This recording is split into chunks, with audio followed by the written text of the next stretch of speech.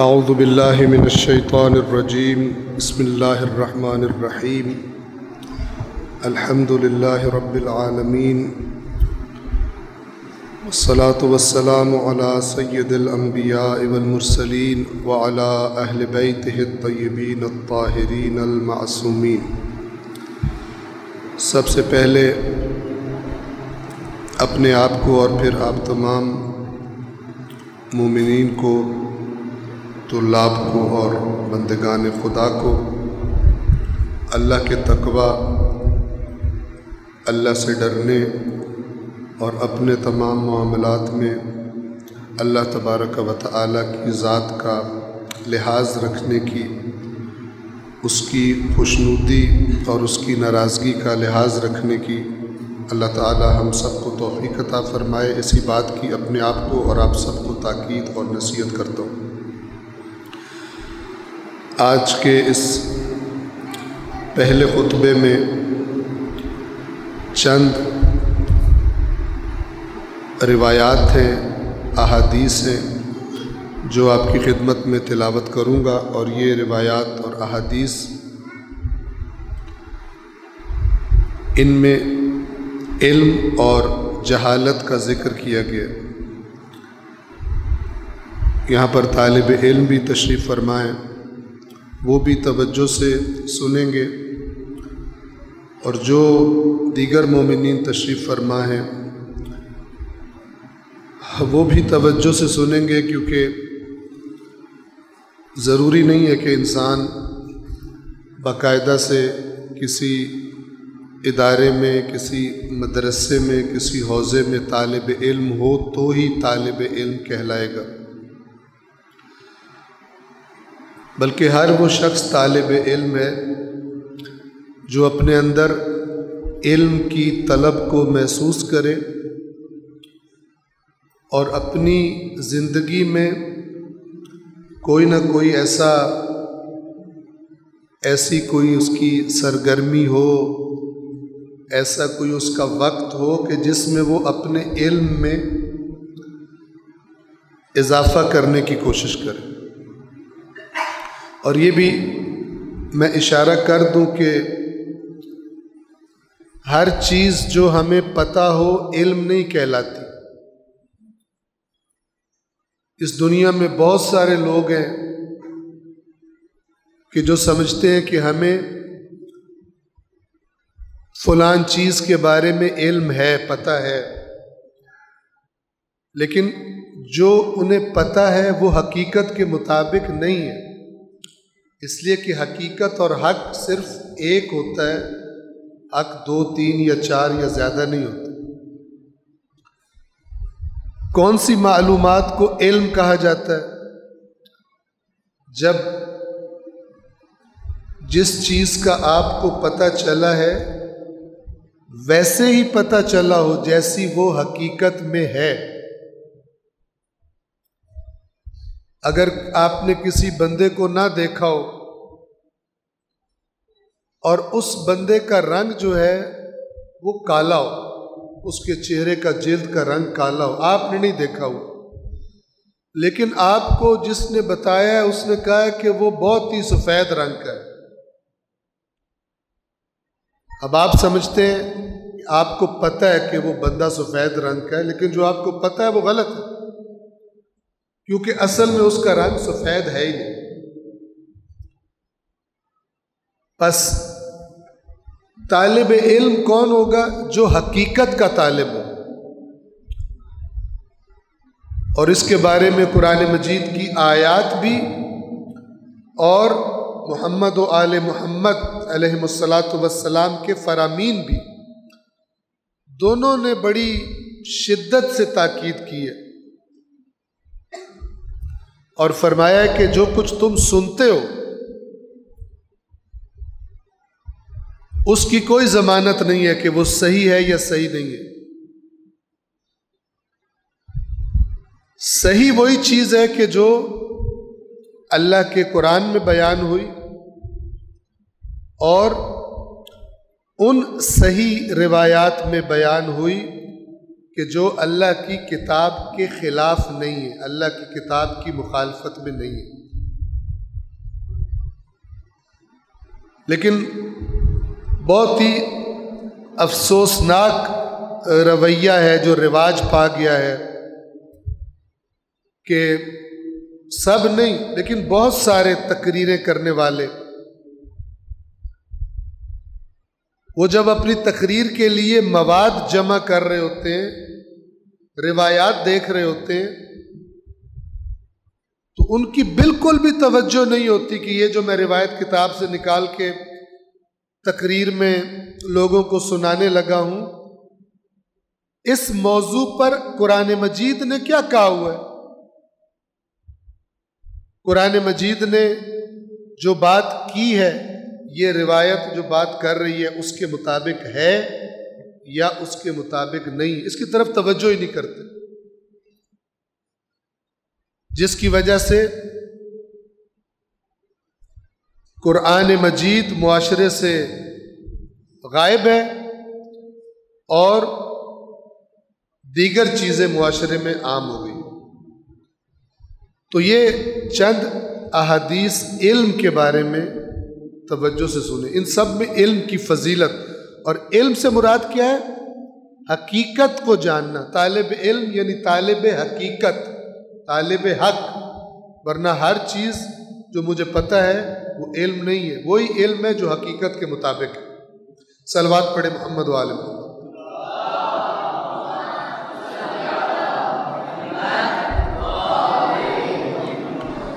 سب سے پہلی جو حدیث آپ کی خدمت میں عرض کرنے لگا ہوں، یہ اللہ کے نبی حضرت محمد مصطفیٰ صلی اللہ علیہ وآلہ وسلم سے روایت ہے، توجہ سے سنیں۔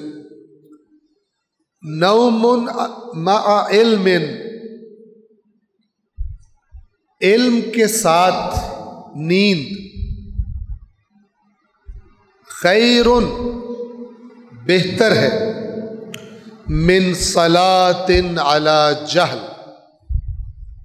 اس نماز سے کہ جو جہالت کی حالت میں پڑھی جائے۔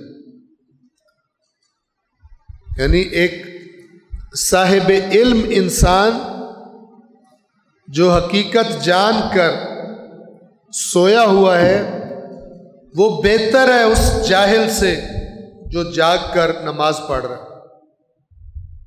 اتنا فرق۔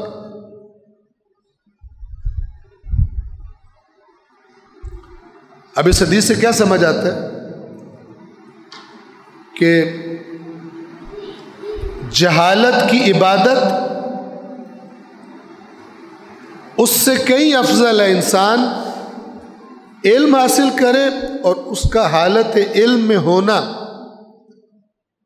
اس وقت اگر وہ جب اس کا ٹائم آیا اور وہ اس ٹائم پر سو رہا ہے، ہر انسان کو 24 گھنٹے میں کچھ گھنٹے سونا ضروری ہے، تو وہ جب سو رہا ہے، عالم جب سو رہا ہے اور ایک جاہل اس وقت نماز پڑھ رہا ہے، تو یہ روایت یہ کہہ رہی ہے کہ اس عالم کی نیند یہ زیادہ اللہ کے ہاں بہتر ہے، فضیلت رکھتی ہے اس جاہل کی عبادت سے جس کے پاس علم نہیں ہے۔ بس آپ دیکھیں طلب علم کتنی ضروری ہے۔ دوسری روایت یہ بھی اللہ کے رسول صلی اللہ علیہ وآلہ وسلم ہی سے منقول ہے، فضل العالم علی العابد ب70 درجۃ، عالم کی عابد پر فضیلت۔ عالم یعنی عابد یعنی عبادت کرنے والا۔ اب توجہ کریں کہ جب عالم اور عابد ایک دوسرے کے مد مقابل استعمال ہو رہے ہیں، اس کا مطلب ہے وہ عابد جو عالم نہیں ہے، جاہل ہے۔ ورنہ اگر عالم بھی ہو اور عابد بھی ہو تو نور علی نور، پھر تو کیا ہی بات۔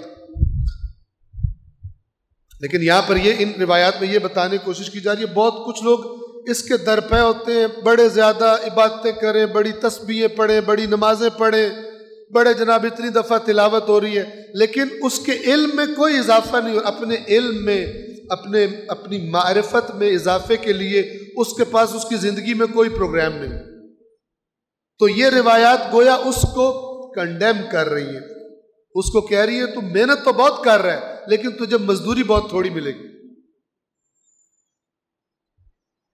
آپ کو پتا ہے جسمانی مشقت کرنے والے لوگ ان کی مزدوری بڑی کم ہوتی ہے، لیکن جن کے پاس علم ہوتا ہے ان کی تنخواہیں، ان کی جو سیلریز ہوتی ہے مثلا وہ بالعموم دنیا میں بہت زیادہ ہوتی ہے. توجہ فرما رہے ہیں.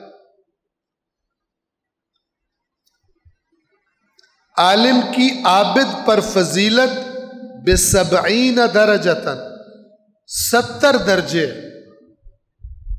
اور یہ بھی آپ کو پتہ ہونا چاہیے کہ عربی زبان میں 70 کا لفظ کثرت کے لیے آتا ہے. جیسے ہم پنجابی میں کہتے ہیں نا 100 بسم اللہ، تو یہ گنے ہوئے 100 نہیں ہوتے. 100 بسم اللہ یعنی ڈھیر ساری بسم اللہ. اسی طرح 70 کا لفظ عربی زبان میں فقط عدد کے لیے نہیں آتا، 70 کے لیے نہیں آتا، بلکہ کثرت کے لیے آتا ہے. یعنی بہت فرق ہے. اب یہ جو مثلا 70 درجتاً 70 درجے ہیں، ایک درجے کا دوسرے درجے سے کتنا فاصلہ ہے؟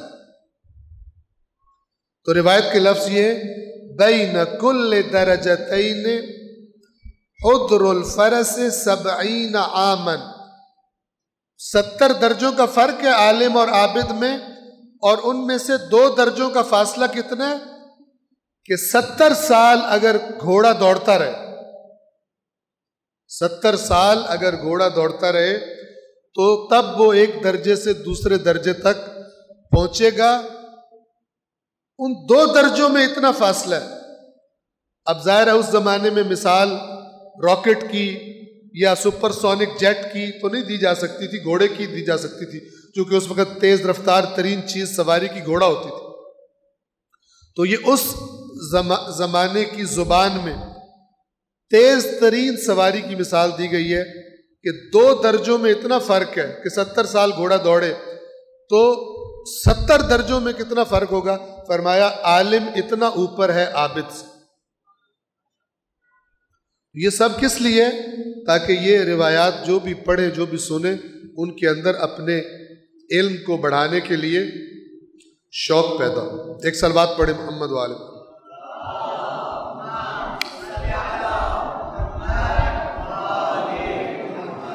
پھر آگے اس روایت میں اس کا سبب بیان کیا ہوا، کیوں اتنا فرق ہے عالم اور عابد میں.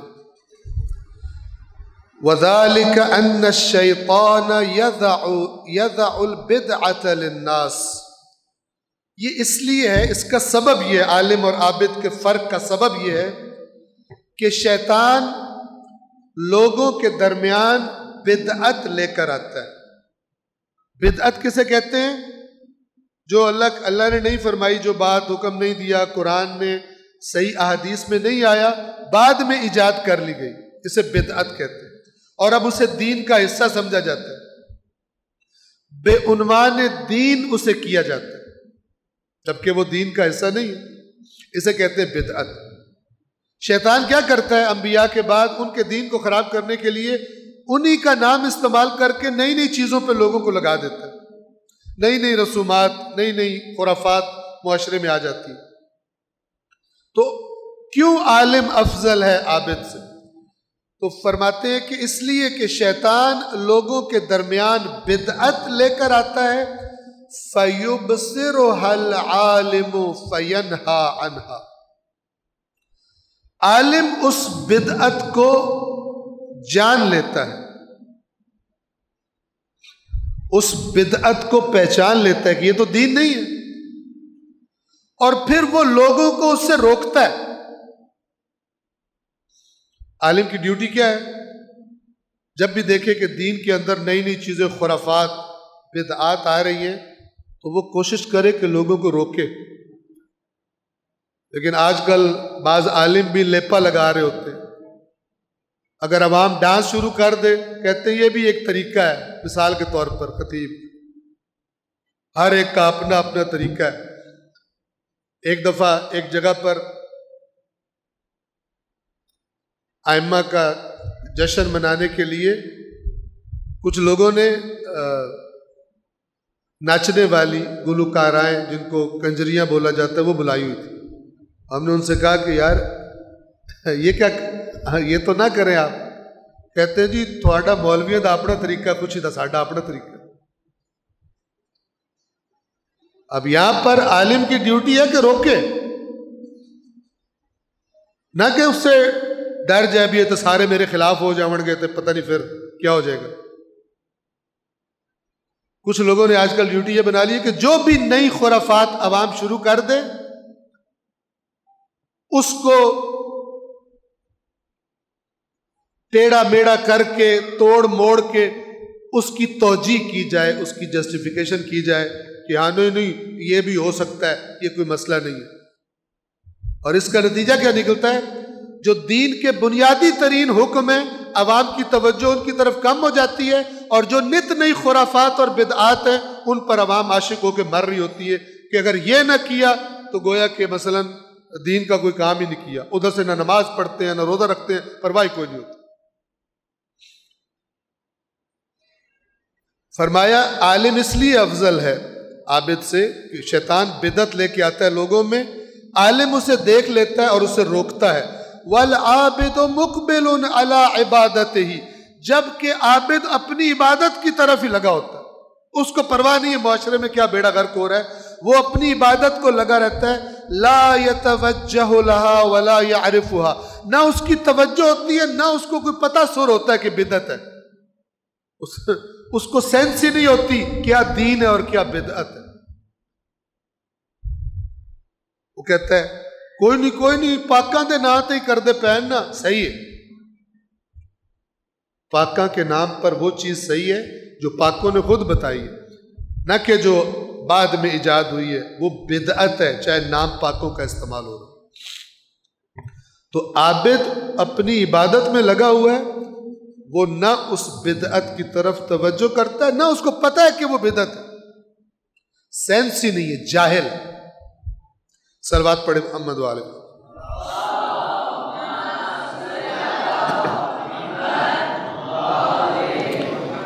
تیسری روایت بھی یہ بھی اللہ کے نبی سے ہے صلی اللہ علیہ وآلہ وسلم، والذی نفس محمد بیدہ، اس ذات کی قسم کہ محمد کی جان جس کے ہاتھ میں ہے، اس ذات کی یعنی اللہ کی قسم. لعالم واحد، ایک عالم لعالم واحد اشد علی ابلیس من 1000 عابد، ایک عالم برداشت کرنا ابلیس کے لیے سخت ہے 1000 عالم عابد برداشت کرنے سے. یعنی 1000 بندہ کھڑا ہو کے باتیں کر رہا ہو، شیطان کو اتنی تکلیف نہیں ہوگی جتنی ایک عالم کو دیکھ کے تکلیف ہوگی اس کو. کیوں؟ فرمایا وجہ بتائی، لأن العابد لنفسہ، اس لیے کہ عابد اپنے لیے ہوتا ہے، عبادتیں کر رہا ہے، مجھے اجر ملے گا، مجھے ثواب ملے گا، میرا یہ ہوگا. والعالم لغیرہ، جبکہ عالم دوسروں کے لیے ہوتا ہے، دوسروں کی اصلاح کرتا ہے، دوسروں کو دین بتاتا ہے. اگلی روایت امام محمد باقر علیہ الصلاۃ والسلام سے، عالم ينتفع بعلمه، وہ عالم جس کے علم سے فائدہ حاصل ہو، جس کے علم سے فائدہ حاصل ہو، نہ کہ گھنٹے کی تقریر سنو، اتنی واہ واہ ہو کہ کان پڑی آواز نہ آ رہی ہو، اور سننے والے جب باہر نکلے کو پوچھے بھی کیا حاصل کیا ہے تو کہیں پتہ کوئی نہیں، بڑی مجلس پڑی لیکن سانو کوئی نہیں پتہ لگا کیا سیکھا ہے، کیا بہتری آئے گی تمہاری زندگی میں یہاں اس مجلس کے سننے کے بعد، اس عشرے کے سننے کے بعد، اس پورے محرم میں تم نے اتنا کچھ سنا ہے، کیا سیکھا ہے تم نے، کیا زندگی میں تبدیلی پیدا کی ہے؟ اور جی کوئی نہیں، پچھلے گناہ معاف کرائے. سبحان اللہ. یہ پچھلے گناہ ایسے معاف کراتے ہیں اگلے گناہ چھوڑنے کا ارادہ کیے بغیر. جیسے آج کل ہمارے معاشرے میں کرپٹ سیاستدان ایک آ جاتا ہے حکومت میں باقی سارے کرپٹوں کے کیس معاف کر دیتا ہے. بھئی میں بھی بے ایمان ہاں, تسی بھی سارے بے ایمان, تسی مینوں کچھ نہ کہو میں تھانوں کچھ نہیں. سارے ہنسی خوشی زندگی گزارتے ہیں, جس کو ہمارے ملک میں NRO کہا جاتا ہے. سارے کیس ختم کر دو, سارے چور معاف, سارے کرپٹ بے ایمان معاف, دوسروں کے حق.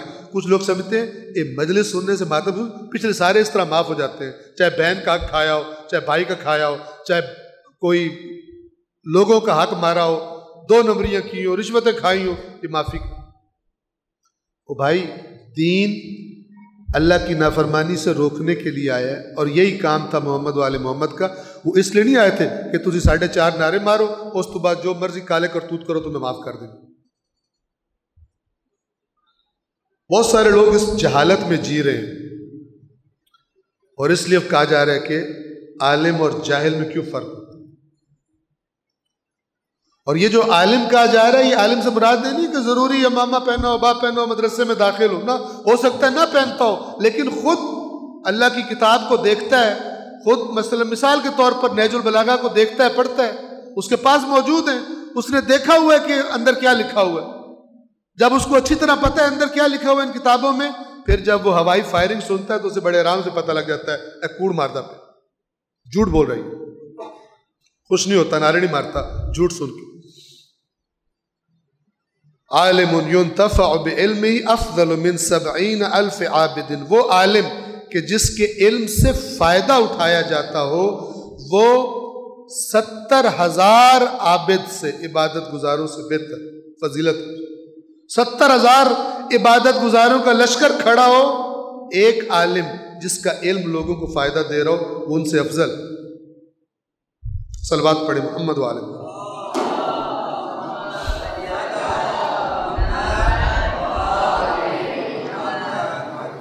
ایک اور روایت, یہ بھی اللہ کے نبی حضرت محمد مصطفیٰ صلی اللہ علیہ وآلہ وسلم سے, من طلب العلم, جو شخص علم طلب کرے, علم کے حصول کی کوشش میں ہو. سنیں اس کی, کچھ لوگ ہوتے ہیں نا وہ, پھر عرض کروں کہ اگر آپ کو یہ جاننا ہو کہ میں کیا کام کروں سب سے زیادہ ثواب ہے, تو وہ علم حاصل کرنا. من طلب العلم, جو علم کو طلب کرتا ہے, فہو کالصائم نہارہ, اس کی حالت کیا ہوتی ہے؟ طلب علم حاصل کر رہا ہے, اب علم حاصل کرتے ہوئے ناشتہ بھی کرے گا, مثلا دوپہر کا کھانا بھی کھائے گا, رات کا کھانا بھی کھائے گا, لیکن اللہ کے ہاں اس کی طرح ہے جس نے پورا دن روزہ رکھا ہے. کھاتا کیوں فرمایا عالم کی نیند جاہل کی عبادت سے افضل ہے؟ وہی بات یہ ہے کہ اگر یہ ایک بندہ اس نے وہ اس کو علم کی طلب نہیں ہے, روزہ رکھ رہا ہے, اس سے یہ بہتر ہے جو طلب علم کر رہا ہے, وہ ویسے ہی روزے دار لکھا ہوا ہے اللہ کے پاس, اس نے سارا دن روزہ اگرچہ کھا پی رہا ہو. اتنے بینیفٹ, اتنے فوائد اللہ دیتا ہے کس پر؟ علم کی طلب پر. جس نے علم طلب کیا وہ ایسے ہی ہے جیسے دن میں روزہ رکھنے والا, القائم لیلہ, پوری رات کھڑے ہو کے عبادت کرنے والا, حالانکہ سویا پڑا, حالانکہ سویا پڑا. وَإِنَّ بَابًا مِّنَ الْعِلْمِ يَتَعَلَّمُهُ الرَّجُلُ, اور یقیناً ایک باب, ایک چیپٹر, ایک موضوع علم کا جس کو کوئی شخص سیکھتا ہے, خیر لہ, وہ اس کے لیے بہتر ہے, من ان یکون ابو قبیس ذهبا فانفقه فی سبیل اللہ. ایک باب علم کا کوئی شخص سیکھے, یہ زیادہ اس کے لیے بہتر ہے اس بات سے کہ اس کے پاس ابو قبیس پہاڑ جتنا سونا ہو. ابو قبیس پہاڑ کہاں پر ہے؟ مسجد الحرام کے بالکل ساتھ. یہ وہ پہاڑ ہے جس پر کھڑے ہو کے پہلی دفعہ اللہ کے نبی نے اسلام کی دعوت دی تھی. فرمایا تھا اس ابو قبیس کے پیچھے اگر دشمن, میں کہوں دشمن کا لشکر آیا ہوا ہے, حملہ کرنے کے لیے تیار ہے, میری بات مان لو گے؟ سب نے کہا تھا مان لیں گے, آپ نے آج تک جھوٹ نہیں بولا. وہ جس پہاڑ پہ کھڑے ہوئے تھے, بہت بڑا پہاڑ, تو خود اللہ کے نبی کا یہ فرمان آپ کو سنا رہا ہوں. فرمایا کہ ابو قبیس پہاڑ سونا ہو, ہمارے پاس تو اتنا سا ہو تو خرچنے کا دل نہیں کرے گا, ابو قبیس پہاڑ سونا ہو اور وہ اس پورے ابو قبیس پہاڑ سونے کو اللہ کی راہ میں خرچ کر دے، یہ کم فضیلت ہے۔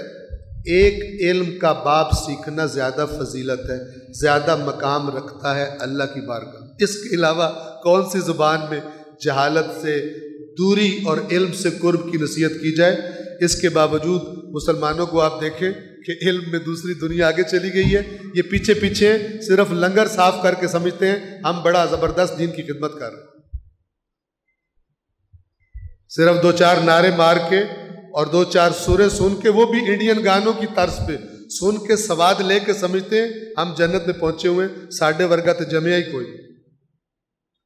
اور اگر علم کی حالت دیکھو، جہالت رقص کر رہی ہے معاشرے میں ہمارے۔ جو تعلیمات قرآن ہیں، تعلیمات اہل بیت ہیں، وہ کتابوں میں دفن ہو گئی۔ نہ ہمارا اخلاق اس کی گواہی دیتا ہے، نہ ہمارا بولنے کا انداز اس کی گواہی دیتا ہے، نہ ہمارا لین دین، ہمارے معاملات، ہماری تجارتیں، ہماری نوکریاں، وہ ان تعلیمات کا عکس پیش نہیں کرتی، ان تعلیمات کی خوشبو نہیں آتی ان میں سے کہ جو قرآن مجید میں اللہ نے بیان فرمایا ہے اور اللہ کے نبی نے اور ان کی پاکیزہ آل نے اپنے فرامین میں بیان فرمایا ہے۔ پروردگار عالم جو احادیث روایات بیان کی گئی علم کی فضیلت میں اور عالم کی فضیلت میں، پروردگار عالم جب تک ہم اس دنیا میں ہیں طلب علم کی خواہش اور طلب علم کی تڑپ پروردگار ہم سب کو عطا فرمائے، اور اسی علم کی، اسی حقیقت کی روشنی میں زندگیاں گزارنے کی ہم سب کو توفیق عطا فرمائے۔ بسم اللہ الرحمن الرحیم۔ والعصر ان الانسان لفی خسر الا الذین آمنوا وعملوا الصالحات وتواصوا بالحق وتواصوا بالصبر۔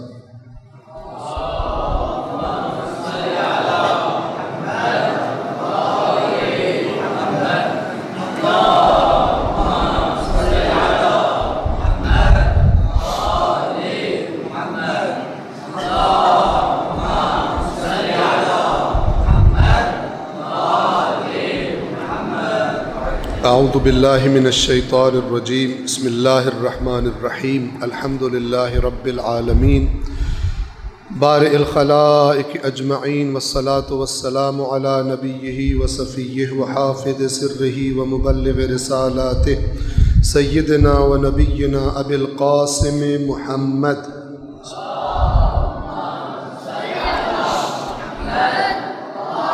وعلى أمير المؤمنين علي بن أبي طالب وعلى فاطمة الزهراء سيدة نساء العالمين وعلى الحسن والحسين سيدي شباب أهل الجنة وعلي بن الحسين ومحمد بن علي وجعفر بن محمد وموسى بن جعفر وعلي بن موسى ومحمد بن علي وعلي بن محمد والحسن بن علي والخلف القائم المهدي المنتظر صلوات الله وسلامه عليهم أجمعين۔ اللهم اغفر للمؤمنين والمؤمنات والمسلمين والمسلمات الأحياء منهم والأموات، تابع بيننا وبينهم بالخيرات إنك مجيب الدعوات إنك على كل شيء قدير۔ صلوات پڑھیں محمد وآلہ۔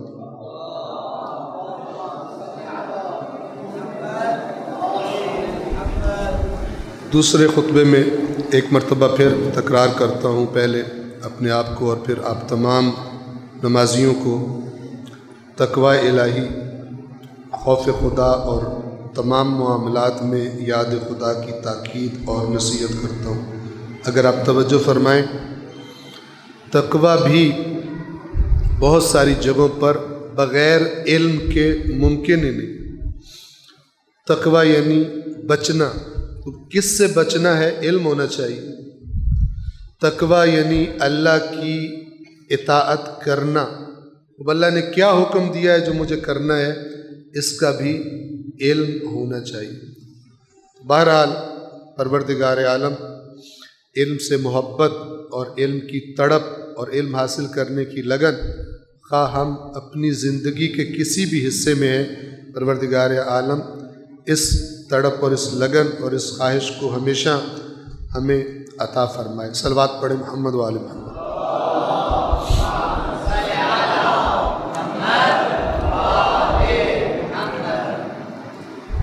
ایک نقطہ عرض کروں گا، وقت بالکل کم ہے، 12:50 ہو چکے ہیں اور انشاءاللہ 1 بجے نماز جمعہ قائم کی جائے گی۔ یہ 2 مہینے محرم اور صفر،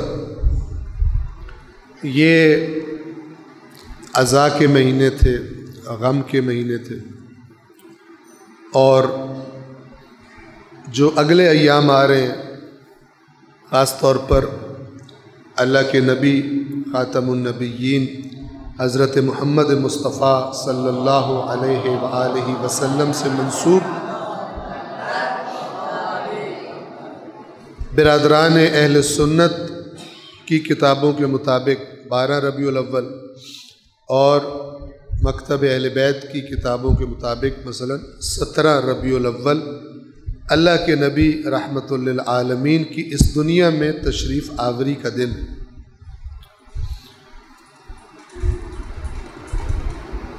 پورا پاکستان آپ دیکھیں گے، لوگ سجائیں گے، جھنڈیاں لگائیں گے، لائٹنگ، بتیاں لگائیں گے، مٹھائیاں بانٹیں گے، کیک کاٹیں گے۔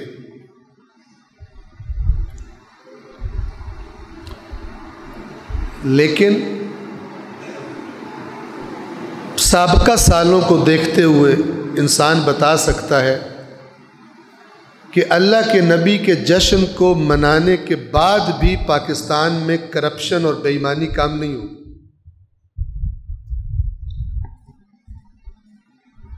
یہ ہم نے اپنے دین کو بگاڑ لیا۔ وہ قوم کے جو محرم اور سفر مناتی ہے،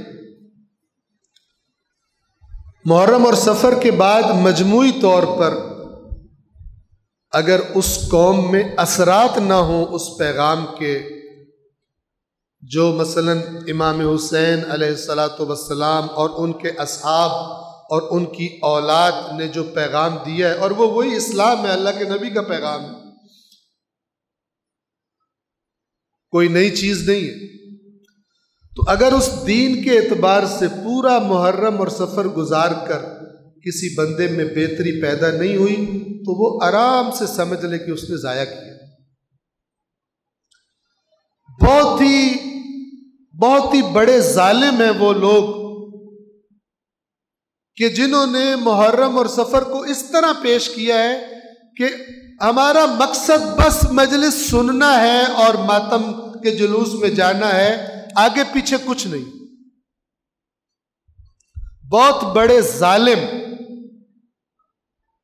اور امام حسین علیہ السلام کی اس قربانی اور اس محنت پر پانی پھیرنے کی کوشش کرنے والے یہ ظالم لوگ ہیں جو صرف یہ ذہنوں میں ڈالیں کہ بس تم نے مجلس میں آنا ہے، باہر کیا کرتے ہو تو پرابلم۔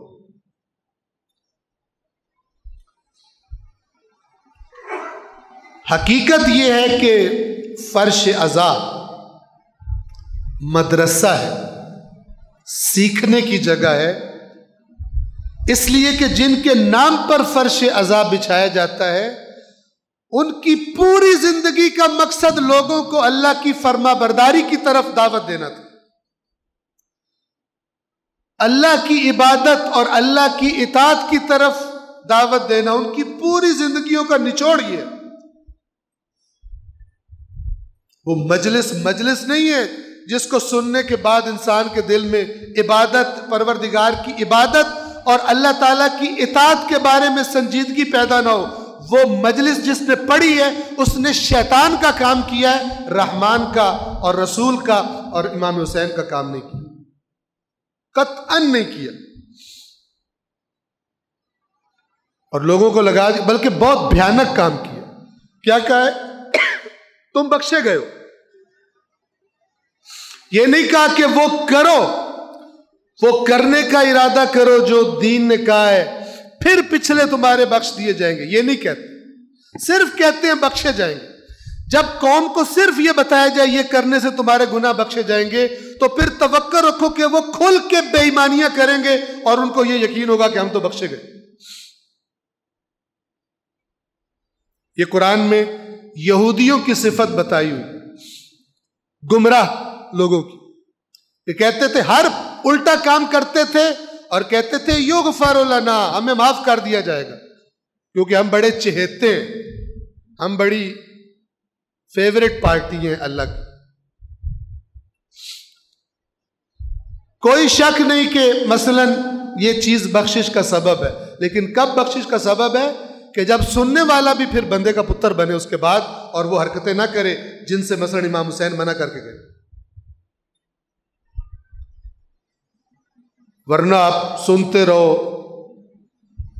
بڑے سمجھدار لوگ ہوتے ہیں یہ جو سپر ہٹ انڈین گانوں پہ قصیدے بناتے ہیں، بڑے سمجھدار ہوتے ہیں. ان کو پتہ ہوتا ہے کہ قوم سارا سال یہ چسکے لیتی ہے گانے سن کے،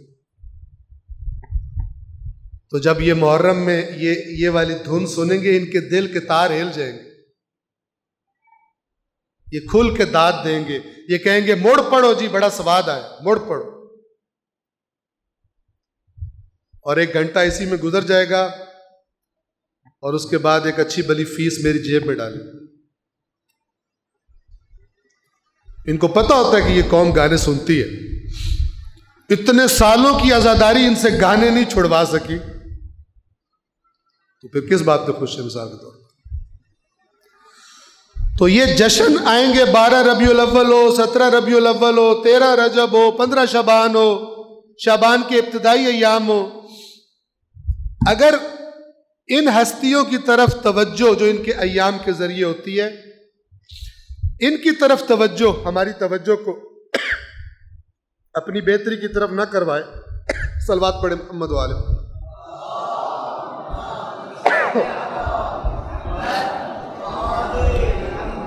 تو پھر یہ جشن بھی اور یہ باقی چیزیں بھی یہ مشکوک ہے اللہ کی بارگاہ میں، چونکہ اللہ نے خود مطالبہ کیا ہم سے کہ ان ہستیوں کے ساتھ تمہارا رویہ کیا ہونا چاہیے.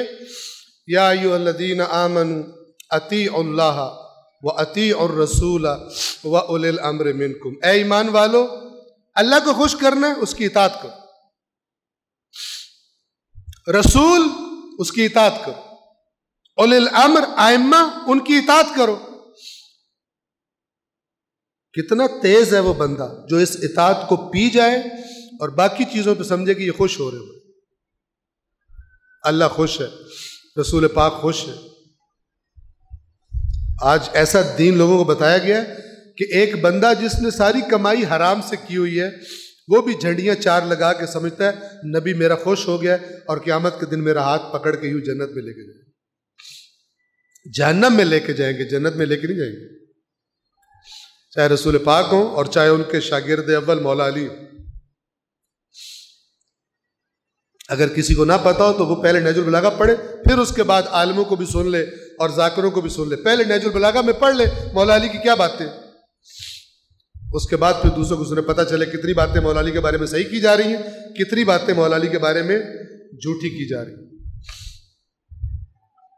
ان تمام بات کو تمام کروں میں، ان تمام ایام جو ان ہستیوں کے نام پر، چاہے وہ شہادت اور رحلت کے ایام ہوں اور چاہے اس دنیا میں ان کے آنے کے ایام، ان کا حق یہ ہے کہ ان ایام میں ان کی سیرت بیان ہو، ان کے بتائے ہوئے احکام کہ وہ کیا چاہتے تھے، وہ اپنے زمانے کے اندر مثلا کن لوگوں نے ان کو پریشان کیا، کن لوگوں سے ان کی مخالفت تھی، کیوں تھی، اور وہ اپنے پیروکاروں سے کیا چاہتے تھے.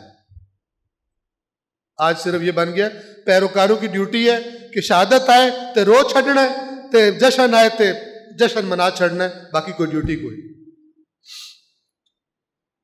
منہ ہمارا کسی اور طرف لگا دیا گیا، اصل ڈائریکشن سے، اصل جہت سے ہمارے رخ کو ہٹا دیا گیا. یہ خود وہی بات ہے، عالم کتنا بہتر ہے جاہل سے. جاہل سمجھ رہا ہے میں بڑا اونچا کام کر رہا ہوں، جاہل اس کو پتہ نہیں میں صحیح بھی کر رہا ہوں غلط کر رہا ہوں. ہو سکتا ہے بدعت کو عبادت سمجھ کے کر رہا ہوں، لیکن جو عالم ہے بابصیرت ہے اسے پتہ ہے کہ اس کا نہ صرف یہ کہ اس کو ثواب کوئی نہیں ملنا بلکہ الٹا گناہ ملے گا.